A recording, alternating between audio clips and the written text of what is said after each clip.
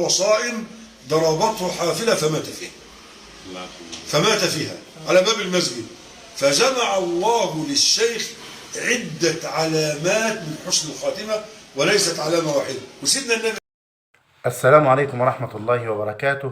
هذه دروس من الشيخ أبو بكر الحنبلي حفظه الله ورعاه إلى هذا الشاب المسلم السني من فلسطين، من غزة. فيا ليتنا نتعلم من هذا الشيخ هذه الدروس والعظات والعبر. وذكرنا بالشيخ عبده الهتيم على رحمة الله، فنسأل الله أن يجمعنا جميعا في الفردوس الأعلى، ونحاول ندقق على نصائح الشيخ حفظه الله. فهو ممن يشدون بأزرنا، فنسأل الله أن يبارك في عمره وأن يفرج الكرب عن المكروبين. خليكم مع الشيخ. فكل هذا لا يضيع هباء ولا عبثا ولا سدى، وإنما هو في ميزانهم إن شاء الله. هذا ثالثا. ورابعا نرجو الله أن يقبلهم شهداء، ولا تحسبن الذين قتلوا في سبيل الله أمواتا بل أحياء عند ربهم يرزقون. فإن شاء الله نرجو من الله أن يغفر لهم في أول دفعة من دمهم، وأن يأمنوا على الفزع الأكبر، وأن يزوجوا ب72 حورية، وأن يشفعوا ل70 من أقاربهم، وأن يلبسوا اللباس الوقار، تاج الوقار، الياقوت فيه الواحدة، الياقوت الواحدة خير من الدنيا وما فيها. فنحن الحقيقة لا مش هنقول بقى إن الله ما أخذ وله ما أعطى وكل شيء عنده ومقدار فاحتسبوا وتحتسب، بل سنقول لكم مبارك كما يقول لك مبروك. ليه؟ لأن أنا وأنت والذي قبلنا وبعدنا سيموت لا محالة، لكن المهم كيف نموت. المهم ايه؟ كيف نموت. هو ربنا قال كل شيء هالك ايه؟ الا وجهه. ربنا قال كل من عليها ايه؟ فان. ربنا قال كل نفس ذائقة الموت. فإذا كلنا هنرحل شئنا ولا أبينا.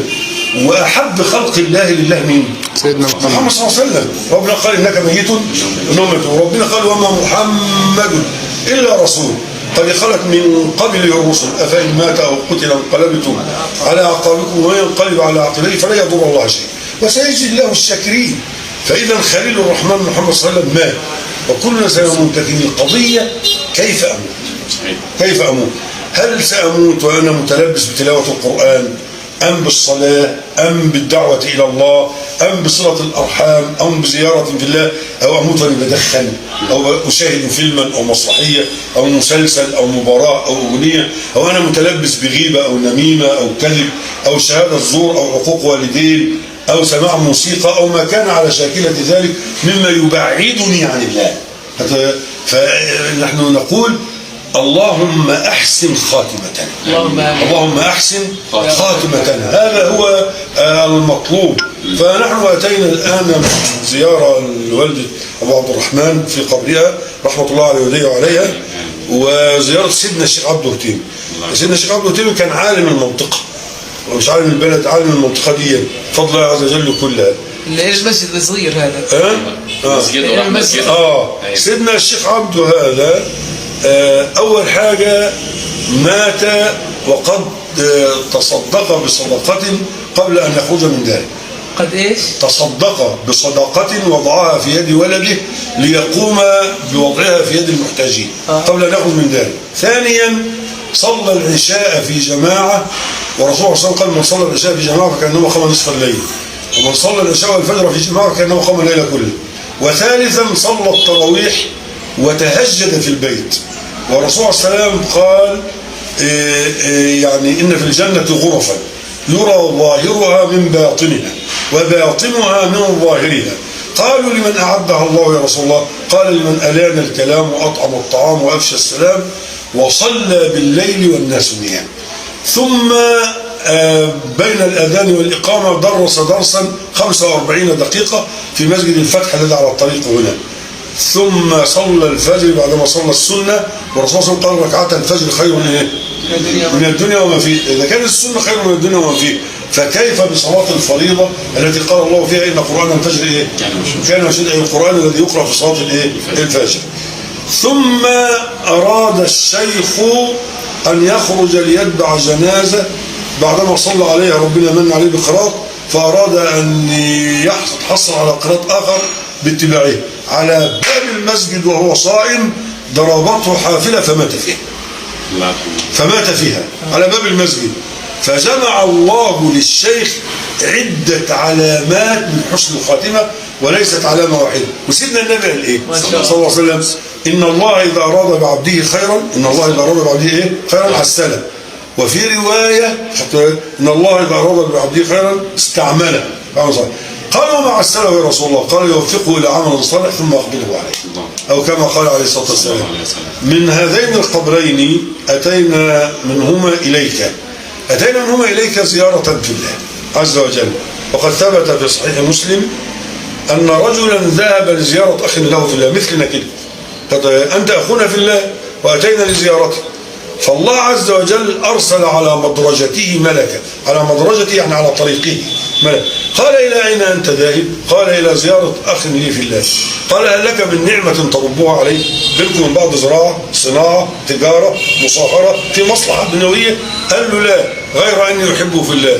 قال إني رسول الله إليك أبشرك أن الله تعالى يحبك كما أحببت هذا في الله عز وجل. والله ما يحبك في الله. أو حبك الذي أحببتنا فيه. السلام عليكم. السلام عليكم. السلام عليكم. والله. ايش رايك في هذه الزياره المباركه الطيبه؟ ايش رايك في هذه الزياره؟ كيف حالكم؟ السلام عليكم. حياكم الله. والله الحمد لله في نعمه. الله يحفظكم. ان شاء الله الساعه 9:15 نراكم عند الشيخ بشير. 9:15 ان شاء الله نراكم عند الشيخ بشير.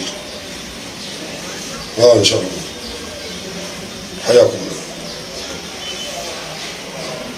فكيف حالك يا شيخ؟ لعلك بخير. الله يرضى عنك ويسعدك. حياك الله. فنسأل الله تعالى أن يجمعنا في الجنة بفضله ثم بركة هذا اللقاء الطيب. ونسأل الله أن يكتب أجركم وأن يرفع من درجاتكم وأن يكثر من حسناتكم وأن يمحو من سيئاتنا وسيئاتكم، بل يمحوها جميعا، ويجمعكم بأهلكم في أعلى الجنة، ويربط على قلوبكم ويعوضكم خيرا، ويجعلكم من الصابرين الراضين الشاكرين. لأن النبي صلى الله عليه وسلم قال في البخاري ومسلم: من يريد الله به خيرا يصب منه. من يريد الله به خيرا يصب منه، يعني يرزقه بلاوي، أمراض، يرزقه ابتلاءات. هذا دلالة الخيرية عند الله عز وجل. وأكثر الناس ابتلاء من ثم الأمثل فالأمثل. فنسأل الله أن يأجركم وأن يجعلكم من الراضين الشاكرين، وأن ينصر إخواننا في فلسطين، وأن ينصر إخواننا في غزة.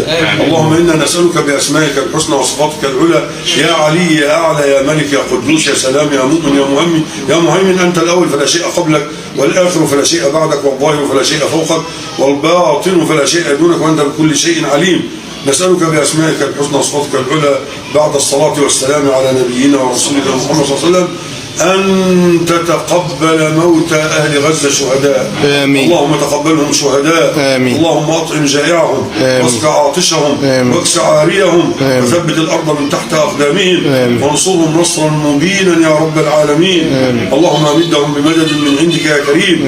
اللهم يا من أنزلت الملائكة في بدر أنزل الملائكة مع المجاهدين الموحدين السنيين في غزة يجاهدون ويقاتلون أبناء القردة والخنازير. اللهم عليك باليهود الملاعين، اللهم احصدهم عددا ومنهم بددا ولا تبقي منهم أحدا، زلزل الأرض من تحت أقدامهم وسكن الرعب والفزع في صدورهم، ولا تحرمهم سرطانا يعربد في أجسادهم حتى يطلبوا منك الموت فلا تستجيب لهم. اللهم فرق شملهم وجمعهم، واجعل العداوة والبغضاء في قلوبهم لبعضهم البعض، وأرنا نصر الموحدين المجاهدين السنيين في غزة، واجمع المسلمين في ليبيا على أتقى قلب رجل واحد، واحقن دماء المسلمين في السودان، واجعل مصر أمنا أمانا سلاما وإسلاما هي وسائر بلاد الإسلام والمسلمين. وصلى الله وسلم وبارك.